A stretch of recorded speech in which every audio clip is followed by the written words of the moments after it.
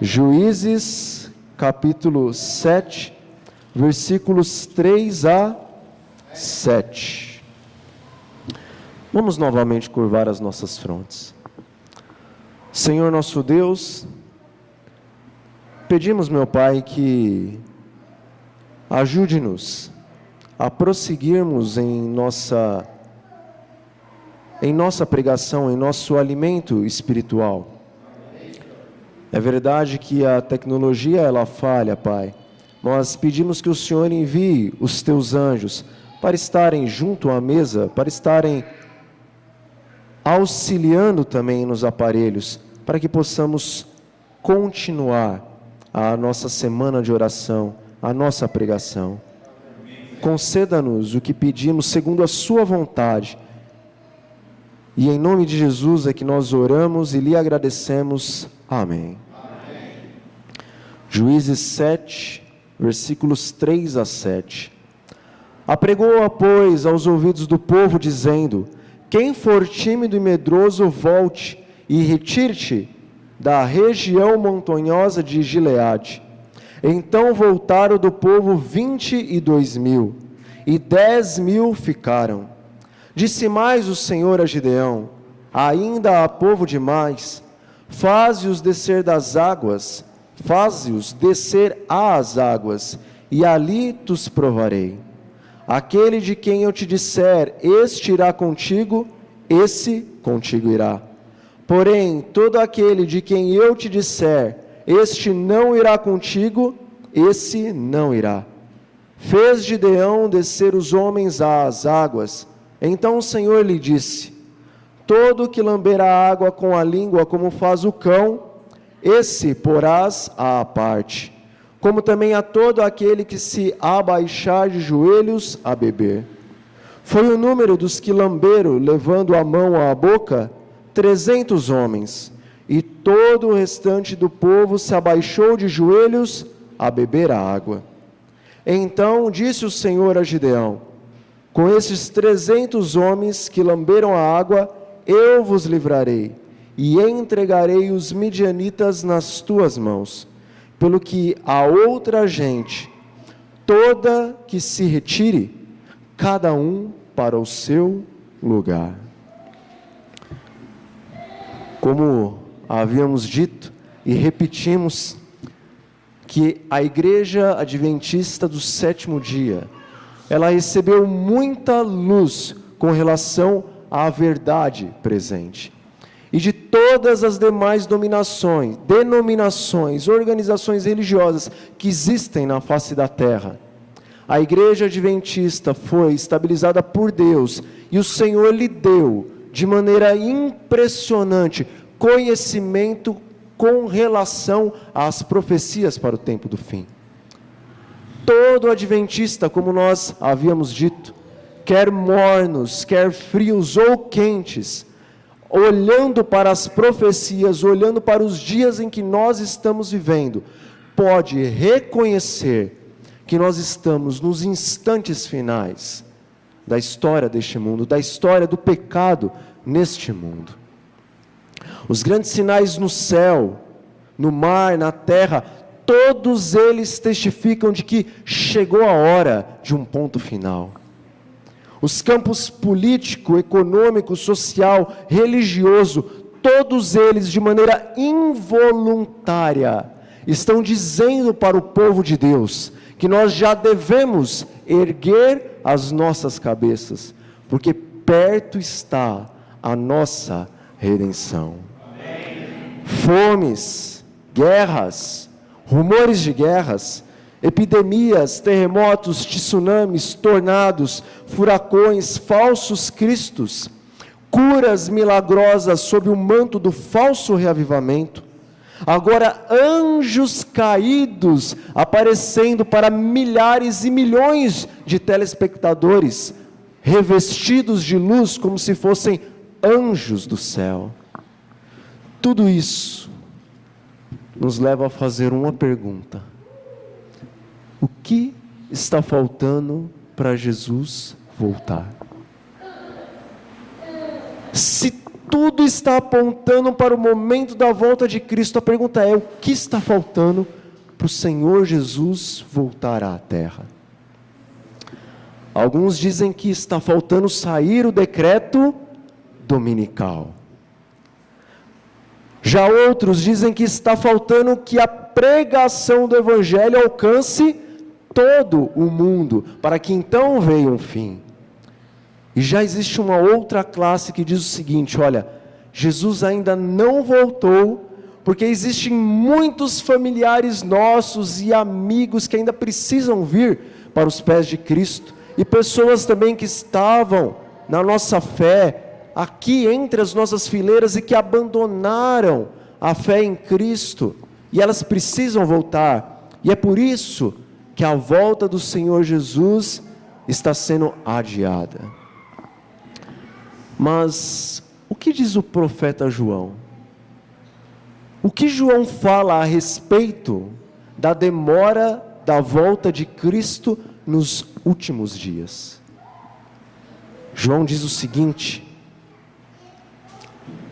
vi outro anjo que subia do nascente do sol, tendo o selo do Deus vivo, e clamou em grande voz: não danifiqueis nem a terra, nem o mar, nem as árvores, até selarmos na fronte os servos do nosso Deus. Apocalipse 7, versículo 2 e versículo 3. E o que diz o profeta Ezequiel? O que Ezequiel disse, ou o que Ezequiel ouviu com relação à demora da volta de Jesus Cristo nesses dias, nesses últimos dias que nós estamos vivendo? O livro de Ezequiel diz o seguinte: passa pelo meio da cidade, pelo meio de Jerusalém, e marca com um sinal as testas dos homens que suspiram e gemem por causa de todas as abominações que se cometem no meio da cidade. Ezequiel capítulo 9, versículo 4. Irmãos, a história de Gideão e seus 300, ela prefigura a história do povo de Deus dos últimos dias. Ela prefigura a última grande batalha entre o povo de Deus e o povo do inimigo de Deus, entre o Senhor das luzes e o Senhor das trevas. Os midianitas, os amalequitas e todos os povos do Oriente que já estavam reunidos e também unidos para batalhar contra o povo do Senhor, eles representam a besta, o falso profeta e todas as religiões e filosofias que já se encontram unidas e reunidas em seus pontos doutrinários para a última batalha contra o povo que tem a verdade de Deus. Todos esses sistemas, todas essas denominações e corporações já se encontram unidas nas duas principais doutrinas do anticristo: o domingo e a imortalidade da alma, ou qualquer outro dia de adoração que não seja o sábado do Senhor. Gideão e os seus 32.000 homens representam o Senhor Jesus Cristo e o povo do advento dos últimos dias. E hoje Cristo está guiando o seu povo semelhantemente como Gideão guiou o seu povo. Gideão guiou o seu povo pelas regiões montanhosas, pedregosas, escabrosas da terra, antes da grande batalha contra os midianitas e os amalequitas e os demais povos do Oriente. Hoje o Senhor Jesus também está guiando o povo do advento pelas regiões montanhosas, pelas regiões altaneiras, pelas regiões pedregosas e difíceis, porque assim como Gideão tinha um propósito em guiar o seu povo por estes caminhos, Jesus também tem um propósito por guiar você, por guiar a mim e por guiar o povo do advento por esses caminhos. Gideão estava guiando o exército dele por estas regiões difíceis, porque ele tinha em mente provar aquele povo física e psicologicamente, para ver se eles estavam ou não preparados para a batalha. E o motivo pelo qual o Senhor Jesus permite que coisas tão difíceis sobrevenham hoje aos adventistas, é porque Ele precisa provar a espiritualidade do seu povo, para ver se eles estão ou não preparados para a última batalha. Há uma verdade na história de Gideão e os seus 300. Os soldados de Gideão, eles já haviam sido selecionados antes do momento da batalha.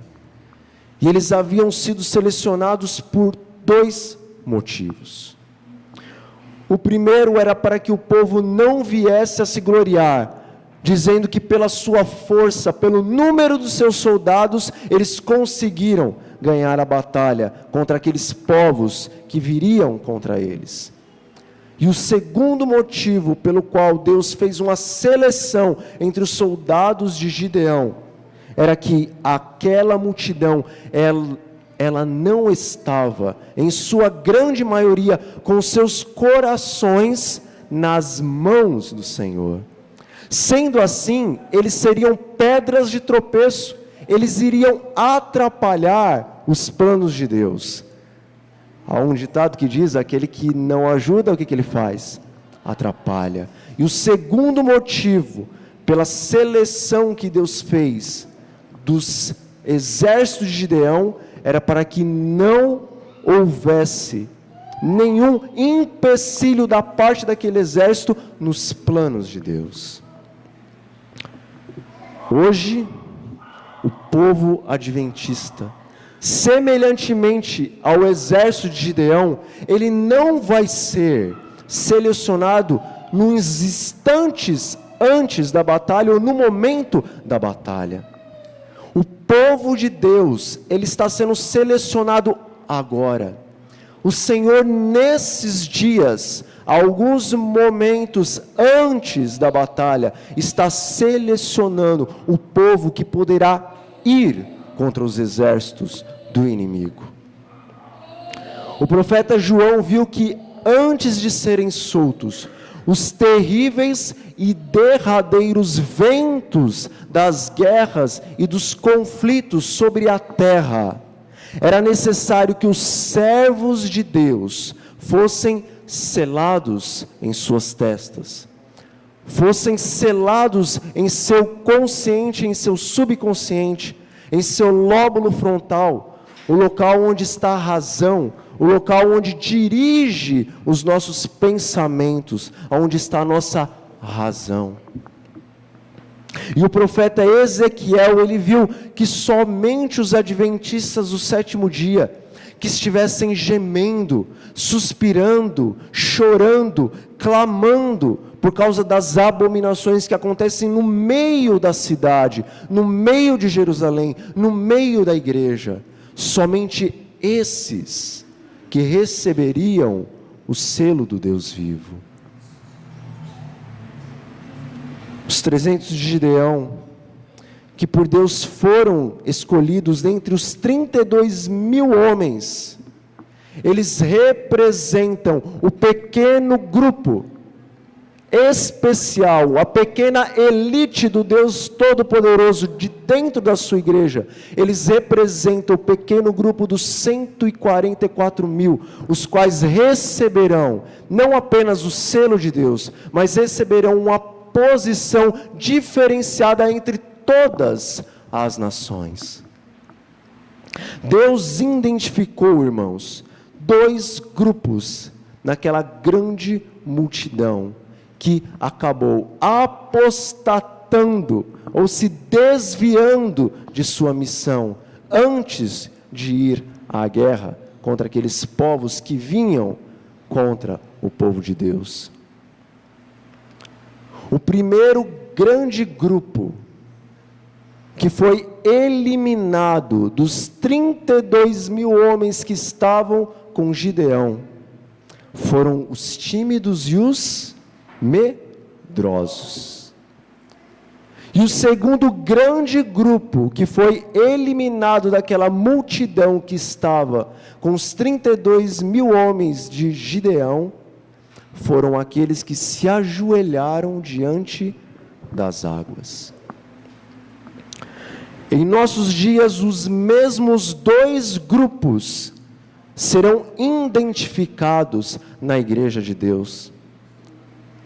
Os mesmos dois grupos que foram desqualificados no passado, serão os mesmos dois grupos que serão desqualificados no presente. O primeiro grupo será o grupo dos adventistas tímidos e medrosos. Será o grupo dos adventistas que não tiveram coragem de assumir uma decidida posição ao lado da reforma e ao lado do reavivamento, tanto dentro da igreja como fora da igreja. Todo este grupo que não se arrepender do seu medo, todo este grupo que não deixar de lado os seus receios e não tomar uma decidida posição ao lado de uma verdadeira reforma e um verdadeiro reavivamento, este grupo, infelizmente, terá que ser desqualificado. E o segundo grupo dos adventistas que serão desqualificados para a batalha será o grupo dos que se ajoelharam, diante das multidões de novelas, diante das multidões de filmes e jogos, diante das multidões de carnes, refrigerantes, doces e todas as iguarias que Satanás tem dia após dia preparado e oferecido em bandeja para o povo de Deus. Os que se ajoelharam diante das roupas, os que se ajoelharam diante das maquiagens, os que se ajoelharam diante dos cabelos da moda e diante de toda a moda que ofende um Deus que é santíssimo, cujos anjos velam seus rostos e os seus pés e clamam: Santo, Santo, Santo é o Senhor Deus, o Todo-Poderoso. Os que se ajoelharam diante do dinheiro, os que se ajoelharam diante de seus carros, diante de seus imóveis e todos os bens materiais, infelizmente, todos esses que não voltarem-se de suas idolatrias, também serão desqualificados nessa grande e última e brevíssima batalha. Diz o Espírito da profecia, é uma solene declaração que eu faço à igreja, de que nenhum entre 20 dos nomes que se acham registrados nos livros da igreja está preparado para finalizar a sua obra na terra, e acham-se tão verdadeiramente sem Deus e sem esperança no mundo como um pecador comum. Serviço Cristão, página 40 e página 41. Irmãos, às vezes, felizmente a história se repete, mas em outras vezes, infelizmente, a história se repete. Nos dias de Noé, somente 8 entraram na arca.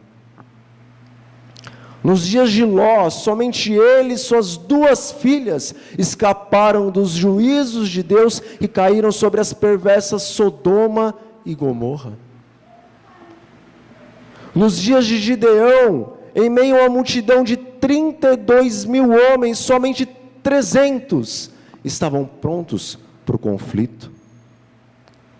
Nos dias de Elias, em meio a milhões de israelitas, somente 7.000 não dobraram seus joelhos a Baal.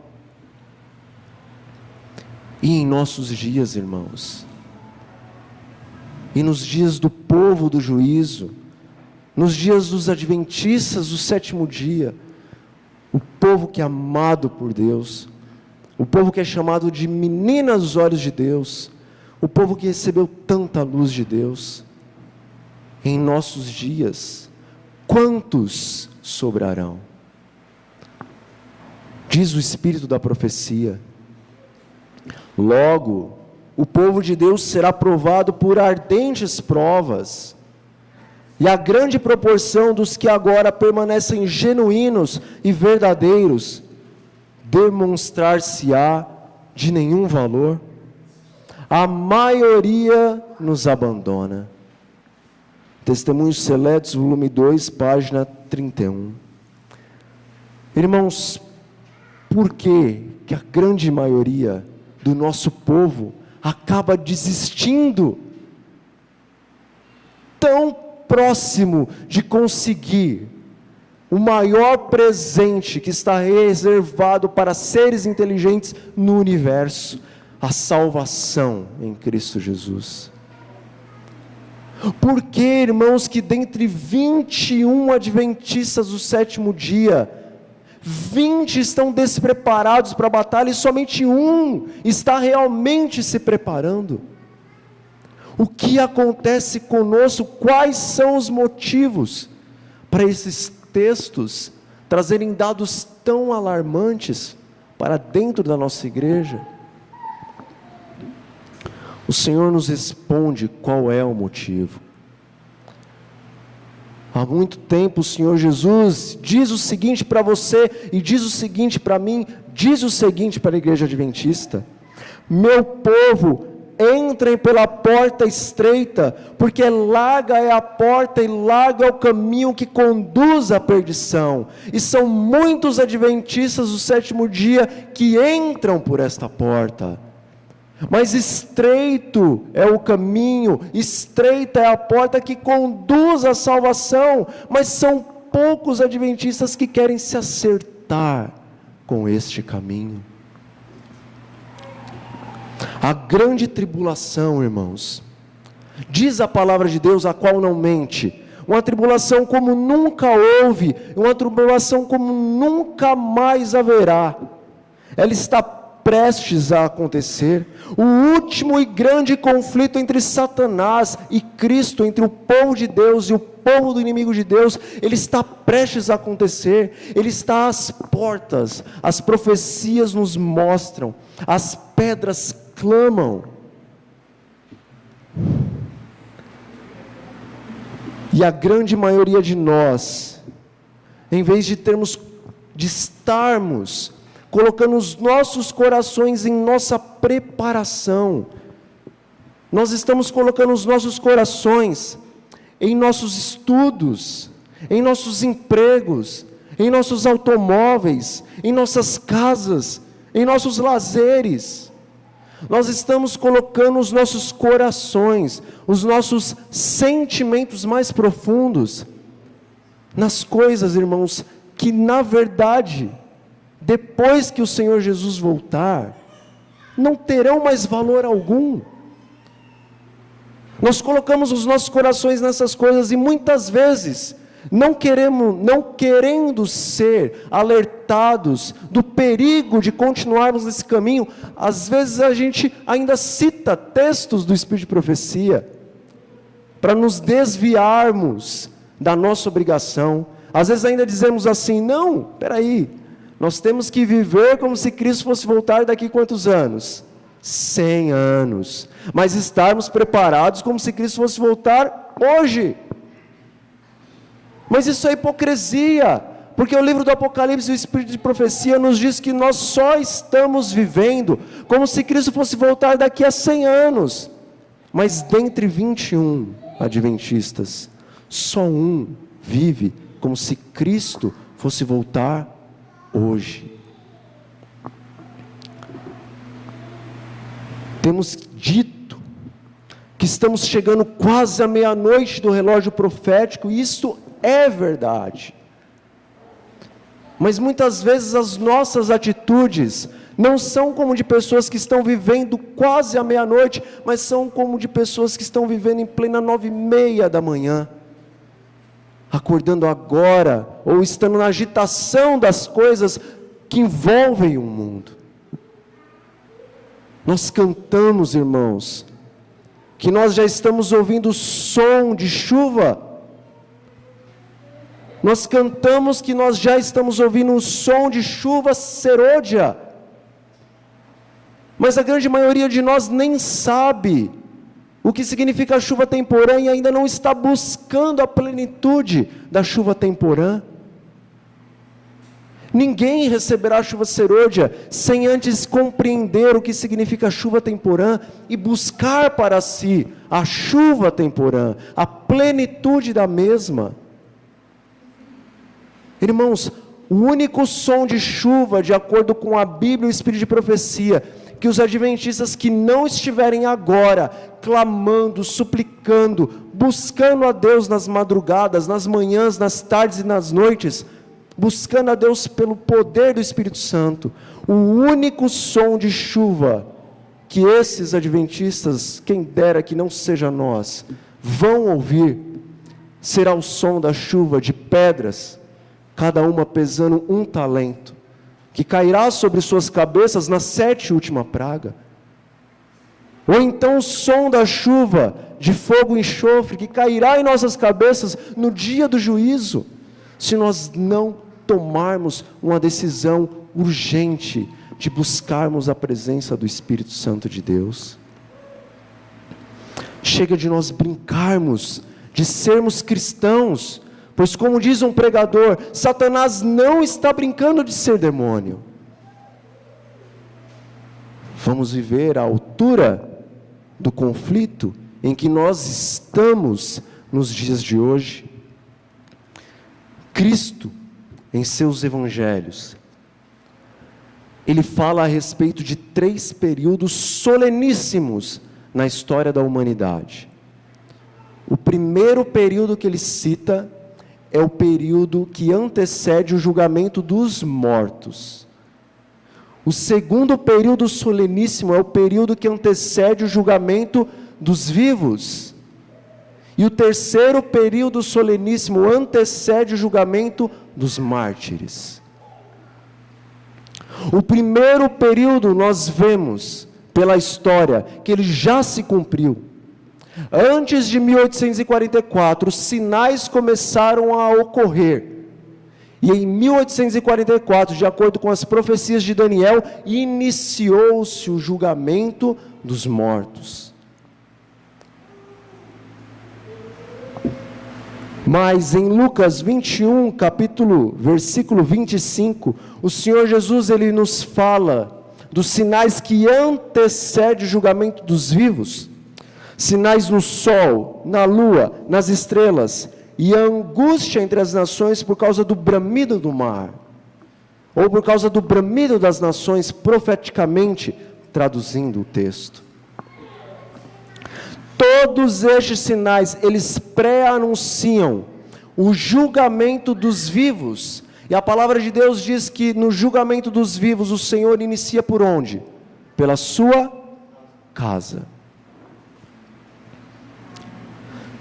Desde o primeiro semestre de 2012, muito se falou sobre fim do mundo em 2012, o diabo conseguiu levar a mente do povo para todos os lugares, para desviar a mente do povo da palavra de Deus. Desde o primeiro semestre de 2012, todos os sinais que antecedem o julgamento dos vivos, no sol, na lua, nas estrelas e a angústia sobre as nações, todos vêm se cumprindo até os nossos dias. E não são os adventistas alarmistas que estão vendo chifre na cabeça de cavalo, como dizemos. São cientistas, são céticos, são os incrédulos, são as pedras que estão dizendo que chegou a hora, que chegou o tempo do Senhor acertar as contas com os vivos, começando primeiramente pela sua casa, pelo seu povo. E o interessante é que novamente a história se repete. Lembram-se da primeira vinda de Cristo? Os sinais não se cumpriram, a estrela não apareceu, o menino não nasceu, Herodes não mandou matar as crianças, todas as profecias se cumpriram. E quem do povo de Deus compreendeu que a profecia estava se cumprindo? Somente 3 homens, não segundo o conhecimento de Deus, mas segundo a ciência dos homens, é que compreenderam que a profecia havia se cumprido. Em nossos dias acontece o mesmo. Quem está vendo o cumprimento da profecia muitas vezes não são os filhos de Deus, o povo de Deus que recebeu tanto conhecimento e luz do Senhor, mas são as pedras, são os homens segundo o conhecimento e a ciência do mundo, não a ciência de Deus. E o que está acontecendo com o teu e com o meu conhecimento? O que está acontecendo com o conhecimento do povo do Senhor? Nós estamos desperdiçando em coisas que, quando fechar a porta da graça, só servirão para nos lembrar, momento após momento, que fomos tolos. Deixamos a glória pelas trevas, a eternidade pela morte eterna.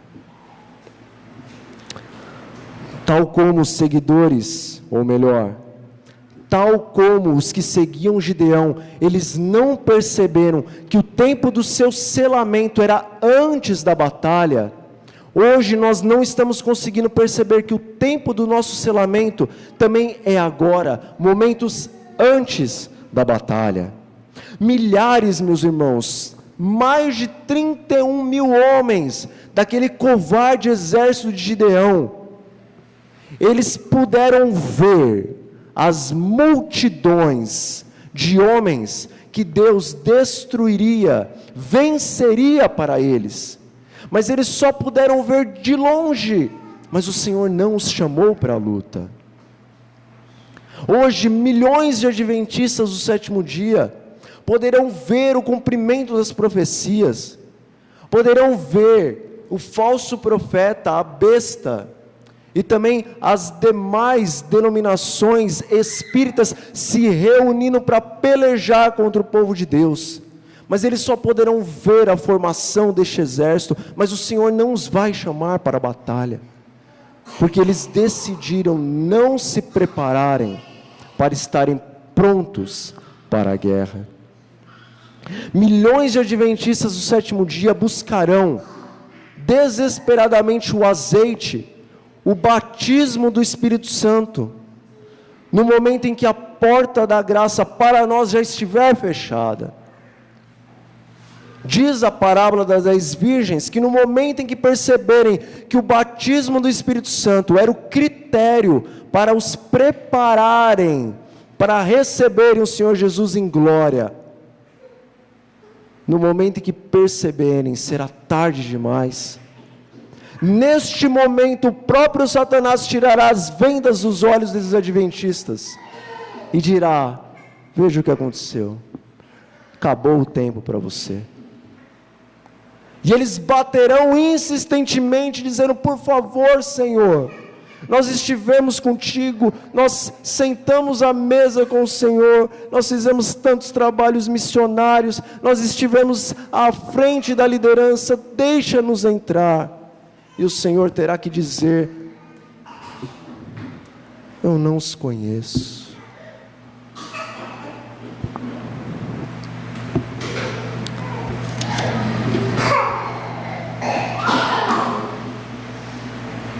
Os mais de 31 mil homens que foram desqualificados para a batalha na história de Gideão, eles não conseguiram compreender que o mais importante não era eles estarem no exército, mas o mais importante era eles estarem preparados para a batalha. Aqueles homens não perceberam que o estar no exército não era tudo, mas estar preparado para a batalha, aí sim significava alguma coisa. Nós também temos que perceber, como exército de Deus, que o estar no meio do povo de Deus, que o participar das coisas de Deus, não significa que nós estamos salvos em Cristo, mas nós temos que estar preparados para a batalha, e somente o diário batismo do Espírito Santo pode te preparar e pode me preparar para a grande e última batalha que está prestes a acontecer.